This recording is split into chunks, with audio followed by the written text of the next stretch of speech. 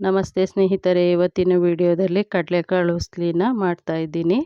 ತುಂಬ ಸುಲಭವಾಗಿ ಹಾಗೆ ರುಚಿಕರವಾಗಿ ಈ ವಿಧಾನದಲ್ಲಿ ಮಾಡ್ಕೋಬೋದು. ಒಮ್ಮೆ ಈ ವಿಧಾನದಲ್ಲಿ ಟ್ರೈ ಮಾಡಿ ನೋಡಿ. ಮೊದಲಿಗೆ ನಾನಿಲ್ಲಿ ಒಂದು ಕುಕ್ಕರ್ಗೆ 1 ಲೋಟದಷ್ಟು ನೀರನ್ನ ಸೇರಿಸ್ಕೊಂಡಿದ್ದೀನಿ. ಇದಕ್ಕೆ ಒಂದು 5 ಗಂಟೆ 4 ರಿಂದ 5 ಗಂಟೆ ಮುಂಚೆ ನೆನೆಸಿರೋಂತಹ ಕಡಲೆಕಾಳನ್ನ ಸೇರಿಸ್ಕೊಳ್ತೀನಿ. ನಾನು ಅರ್ಧ ಬೌಲಷ್ಟು, ಈ ಬೌಲಲ್ಲಿ ಅರ್ಧ ಬೌಲಷ್ಟು ಕಡಲೆಕಾಳನ್ನ ತಗೊಂಡು ನೆನೆಸಿಟ್ಟಿದ್ದೆ. ಅದನ್ನು ಇವಾಗ ಕುಕ್ಕರ್ಗೆ ಹಾಕ್ಕೊಳ್ತಿದ್ದೀನಿ. ಆನಂತರ ಇದಕ್ಕೆ ರುಚಿಗೆ ತಕ್ಕಷ್ಟು ಕಲ್ಲುಪ್ಪನ್ನ ಸೇರಿಸ್ಕೊಂಡು ಕುಕ್ಕರ್ ಕ್ಯಾಪ್ನ ಕ್ಲೋಸ್ ಮಾಡಿ 1 ವಿಸಿಲ್ಲು ಕೂಗಿಸ್ಕೊಳ್ತೀನಿ. ಇವಾಗ ಕುಕ್ಕರ್ 1 ವಿಸಿಲ್ ಕೂಗಿ ತಣ್ಣಗಾಗಿದೆ. ಇವಾಗ ಕಾಳು ಬಸಿಯೋ ಪಾತ್ರೆಗೆ ಹಾಕ್ಕೊಂಡು ನೀರನ್ನ ಸಪ್ರೇಟ್ ಮಾಡ್ಕೊಳ್ತೀನಿ.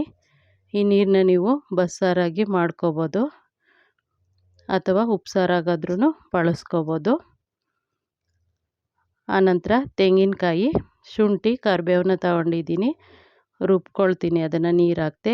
ಇವಾಗ ಒಂದು ಬಾಣಲೆಗೆ 1-2 ಸ್ಪೂನಷ್ಟು ಟೇಬಲ್ ಸ್ಪೂನಷ್ಟು ಅಡುಗೆ ಎಣ್ಣೆ, ಒಂದು ಅರ್ಧ ಸ್ಪೂನಷ್ಟು ಸಾಸಿವೆ, 1/4 ಸ್ಪೂನಷ್ಟು ಜೀರಿಗೆ, ಹಾಗೆ 4 ಉದ್ದಕ್ಕೆ ಸೀಳಿರುವಂತಹ ಹಸಿಮೆಣಸಿನ್ಕಾಯಿ, ಹಾಗೆ ಒಂದು 8-10 ಕರಿಬೇವು ಎಲೆನ ತೊಗೊಂಡಿದ್ದೀನಿ. ಹಾಗೆಯೇ ಅದ್ರ ಜೊತೆಗೆ 1 ಬ್ಯಾಡಗಿ ಮೆಣಸಿನ್ಕಾಯಿನ ಮುರಿದು ಸೇರಿಸ್ಕೊಳ್ತೀನಿ.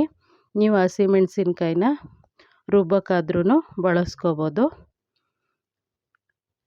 ಇದು ಸ್ವಲ್ಪ ಫ್ರೈ ಆದ ನಂತರ ತೆಂಗಿನ ತುರಿ, ಒಂದು ಬೌಲಷ್ಟು ಒಂದೇ ಸಣ್ಣ ಹೋಳನ್ನ ರುಬ್ಕೊಂಡಿದ್ದೀನಿ.